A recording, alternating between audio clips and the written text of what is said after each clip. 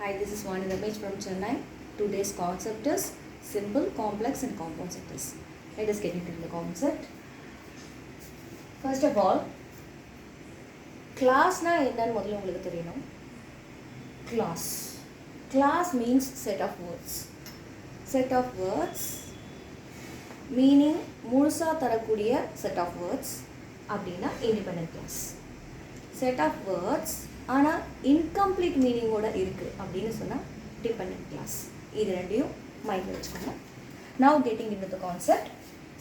First simple sentence எடுத்துப்போம். Simple sentence அப்படின்னு சொன்னாலே சிம்பிளாக தாங்க இருக்கும். ஒரு சப்ஜெக்ட் இருக்கும், ஒரு வேர்ப் இருக்கும், அவ்வளவே தான். இந்த எக்ஸாம்பிள் பாருங்கள். we went to temple. இந்த இடத்துல சப்ஜெக்ட் இருக்குது, வேர்ப் இருக்குது. என்ன பண்ணுறாங்க அப்படின்றத சிம்பிளாக சொல்லிட்டாங்க. இதில் வந்துட்டு கன்ஜங்ஷன்ஸோ இல்லை வேறு விதமான ஏதாவது கோஆர்டினேட்டிங் ஃபார்ம் ஆஃப் வேர்ட்ஸ் எதுவுமே இங்கே கிடையாது. டைரெக்டாக சிம்பிளாக இருக்குது. இதுதான் சிம்பிள் சென்டென்ஸ். இன்னொரு விதமான simple sentence. In spite of his poverty he is generous. பார்க்க கொஞ்சம் நீளமாக இருந்தாலும் இதுலேயுமே நீங்கள் எடுத்துக்கிட்டிங்கன்னா சிம்பிளான ஒரு விஷயத்த ஒரு ப்ரிப்போசிஷனல் ஃப்ரேஸோடு ஆரம்பித்து சொல்லியிருக்காங்க. ஓகேங்களா?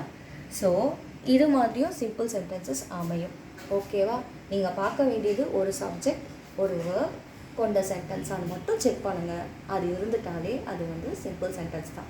இந்த இன்ஸ்பைட் ஆஃப் ஏன் கொடுத்தனா, பல பேர் இந்த இன்ஸ்பைட் ஆஃப் வருது அப்படின்றதுனாலேயே இது ஒரு வித்தியாசமாக இருக்குது, அது சிம்பிளில் வராது அப்படின்னு முடிவு பண்ணி காம்ப்ளெக்ஸ்ன்னு எழுதிடுறாங்க. அது மாதிரி பண்ணக்கூடாது. இன்ஸ்பைட் ஆஃப்ங்கிறது ஒரு ப்ரிப்போசிஷனல் ஃப்ரேஸ் தான். அது சிம்பிள் சென்டென்ஸ்க்கு முன்னாடி வரும். இதை மைண்டில் வச்சுக்கோங்க.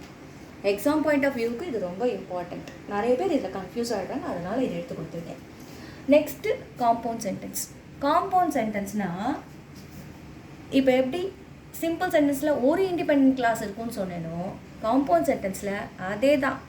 2 சிம்பிள் சென்டென்ஸோ இல்லை 3 சிம்பிள் சென்டென்ஸோ அதுக்கும் மேலேயும் கூட கோஆர்டினேட்டிங் கன்ஜங்ஷன்ஸ் யூஸ் பண்ணி ஜாயின் பண்ணி கொடுக்கறது தான் காம்பவுண்ட் சென்டென்ஸ். ஃபார் எக்ஸாம்பிள் இங்கே பாருங்கள். She is a teacher. இது ஒரு simple sentence. Her Sun is a doctor. இது ஒரு சிம்பிள் சென்டென்ஸ். இது ரெண்டுமே முழுமையான பொருள் தரக்கூடிய சென்டென்ஸ் தான். இதை ரெண்டையுமே கனெக்ட் பண்ணக்கூடிய இந்த வார்த்தை அண்டு. ஓகேவா? இந்த அண்டுங்கிறது கோஆர்டினேட்டிங் கன்ஜங்ஷன். ஸோ 2 சிம்பிள் சென்டென்ஸை, முழுமையான பொருள் தரக்கூடிய 2 சென்டென்ஸை கனெக்ட் பண்ணுற வேர்டு இருந்தது அப்படின்னு சொன்னால் அந்த சென்டென்ஸை நீங்கள் வந்துட்டு காம்பவுண்ட் சென்டென்ஸ்னு சொல்லி முடிவு பண்ணிடலாம். இந்த கனெக்டிங் வேர்ட்ஸ் இருக்கு இல்லையா, அந்த கன்ஜங்ஷன்ஸ் இருக்கு இல்லையா, அதாவது லிங்கர்ஸ்னு சொல்லுவாங்க, சில பேர் ஜாயினிங் வேர்ட்ஸ்னு சொல்லுவாங்க.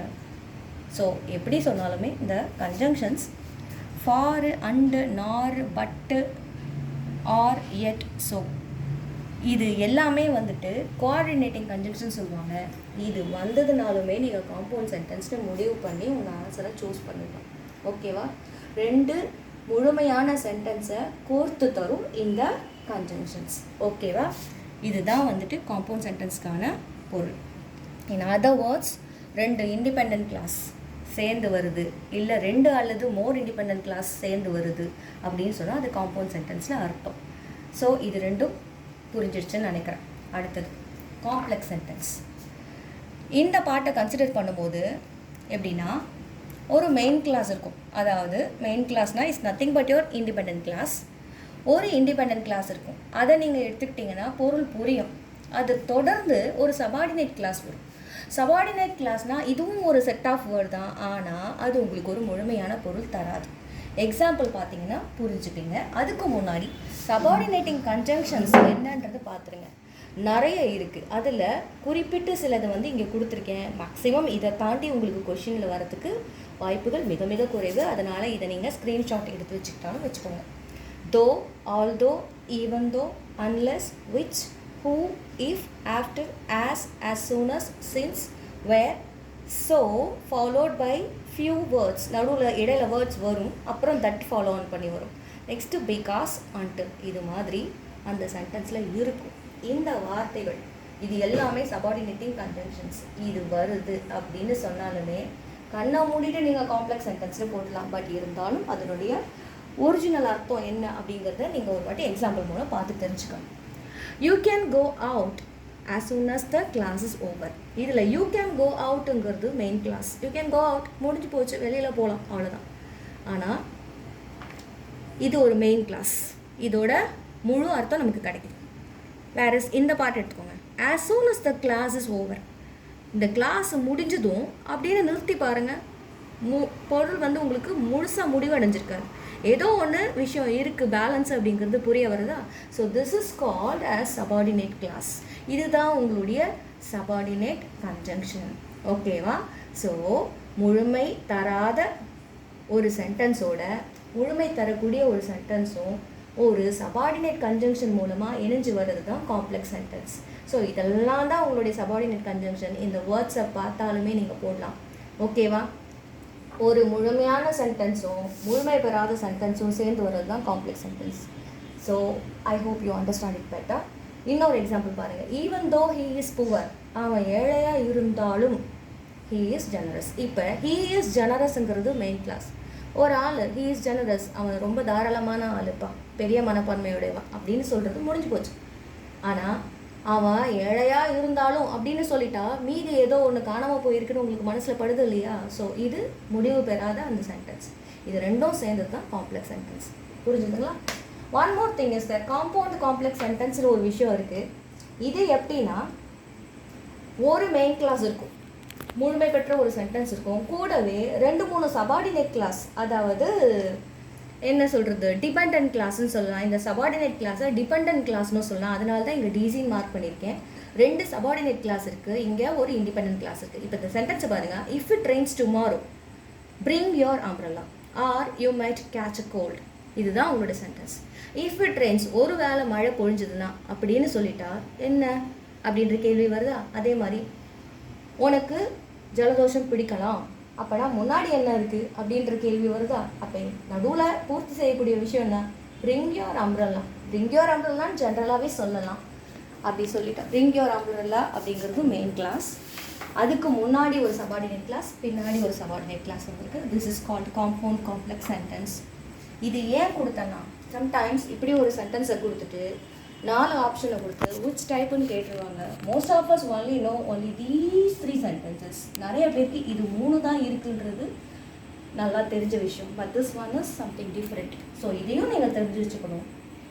இதெல்லாம் நீங்கள் நல்லா தெரிஞ்சுக்கிட்டிங்கன்னா ட்ரான்ஸ்ஃபர்மேஷன் ஆஃப் சென்டென்சஸ்ங்கிறது உங்களுக்கு piece of cake walk.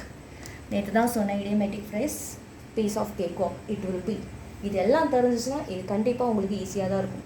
Example, in spite of his poverty he is generous.